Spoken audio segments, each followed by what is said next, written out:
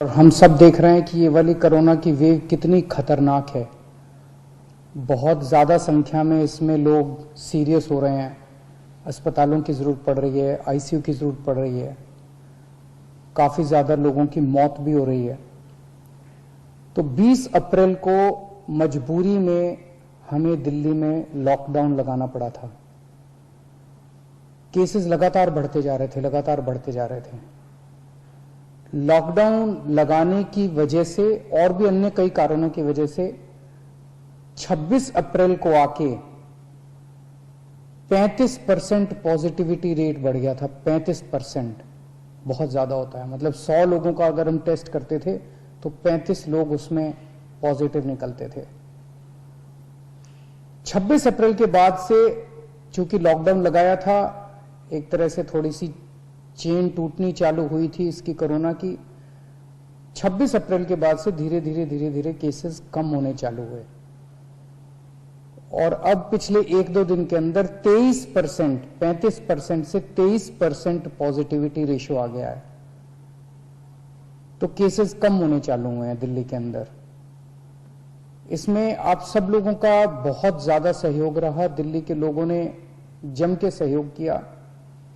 आप लोगों ने लॉकडाउन का पूरी तरह से पालन किया और ये हम सब लोगों की, अपने परिवार की जिंदगी और उनके स्वास्थ्य की बात है। हम किसी पे, कोई भी किसी पे एहसान नहीं करा। हम सब के अपने लोगों के स्वास्थ्य की और जिंदगी की बात है। इस लॉकडाउन के पीरियड को हमने संसाधन, हेल्थ इंफ्रास्ट्रक्चर को और मजबूत करने के लिए इस्तेमाल किया। कई जगह नए ऑक्सीजन बेड्स तैयार किए गए। सबसे बड़ी दिक्कत दिल्ली में ऑक्सीजन की आई है। नॉर्मल टाइम में जितनी ऑक्सीजन चाहिए होती है अस्पतालों में, उससे कई गुना ऑक्सीजन की जरूरत पड़ने लगी, क्योंकि अब जितने भी मरीज आते थे कोरोना में उन सबको ऑक्सीजन की जरूरत थी। तो कई गुना ऑक्सीजन की जरूरत अचानक पड़ने लगी। पिछले कुछ दिनों में केंद्र सरकार के साथ मिलके और हाई कोर्ट और सुप्रीम कोर्ट के आदेशों से, केंद्र सरकार के सहयोग से अब ऑक्सीजन की स्थिति दिल्ली के अंदर काफी सुधरी है पिछले कुछ दिनों में। अब इस तरह की बातें सुनने को नहीं मिलती कि इस अस्पताल में 2 घंटे की ऑक्सीजन रह गई, उस अस्पताल में आधे घंटे की ऑक्सीजन रह गई, यहां पे किसी की ऑक्सीजन से मौत हो सकती है। अब इस तरह की बातें सुनने को नहीं मिल रही है। तो इस लॉकडाउन के पीरियड को हमने अपने सिस्टम को भी सुधारने में काफी प्रयास किए। पिछले कुछ दिनों से वैक्सीन को भी बड़ी तेजी के साथ वैक्सीनेशन का कार्यक्रम शुरू किया गया है। आप में से जितने लोगों ने वैक्सीन लगवाया उन्होंने देखा होगा कि दिल्ली सरकार ने जो स्कूलों में इंतजाम किए हैं वो कितने शानदार इंतजाम किए हैं। सब लोग इसकी तारीफ कर रहे हैं, सब लोगों को अच्छा लग रहा है। हमारे युवा बढ़ चढ़ के वैक्सीन लगवा रहे हैं। यहां तक कि दिल्ली के आसपास के इलाकों से भी लोग दिल्ली में आके वैक्सीन लगवा रहे हैं। वैक्सीन के स्टॉक की कमी है, इसमें हमने केंद्र सरकार से सहयोग मांगा है। मुझे पूरी उम्मीद है, जैसे केंद्र सरकार अन्य बातों पर भी सहयोग करती रही है, इसमें भी हमारा पूरा सहयोग करेगी। पिछले कुछ दिनों में सब लोगों से मेरी बात हुई है, व्यापारियों से, महिलाओं से, युवाओं से, अलग अलग किस्म के लोगों से बात हुई है और सबका यह मानना है कि कोरोना के केस कम तो हुए हैं लेकिन अभी भी बहुत हैं। 23% अभी भी संक्रमण दर है।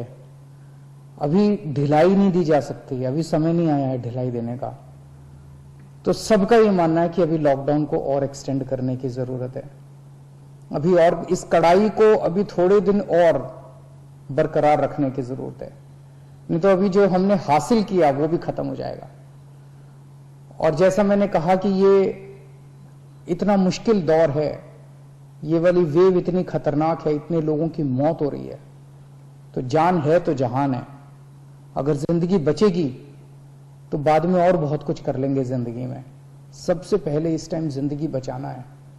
तो इसीलिए सरकार ने आप सब लोगों के फीडबैक के आधार पे, आप सब लोगों की इसके आधार पे मजबूरीवश अभी 1 हफ्ते का लॉकडाउन और बढ़ाया जा रहा है। कल सुबह 5 बजे ये लॉकडाउन खत्म होना था, लेकिन अब ये अगले सोमवार को 5 बजे तक के, सुबह 5 बजे तक के लिए बढ़ाया जा रहा है और इस बार थोड़ा सा और सख्त किया जा रहा है। कल से दिल्ली के अंदर मेट्रो भी चलना बंद हो जाएंगी। हमारी कोशिश है कि जितना ज्यादा इसको लॉकडाउन को सख्त किया जाएगा उतना तेजी से हम सब लोग कोरोना पे काबू पा पाएंगे। मेरी आप सबसे निवेदन है, जिस तरह से अभी तक आप लोगों ने सरकार का साथ दिया, जिस तरह से अभी तक आप लोगों ने पूरा लॉकडाउन का पालन किया, इसी तरह से आने वाले समय में भी आप सब लोग लॉकडाउन का पालन करेंगे। नमस्कार।